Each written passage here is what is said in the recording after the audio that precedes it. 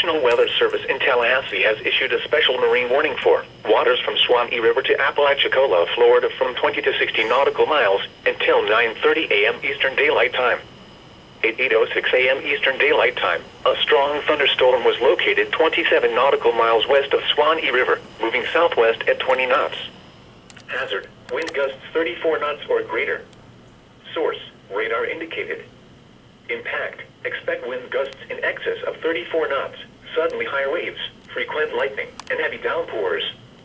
Make sure all on board are wearing life jackets. The strong thunderstorm will remain over mainly open waters. Frequent lightning is occurring with this storm. If caught on the open water, stay below deck if possible. Keep away from ungrounded metal objects.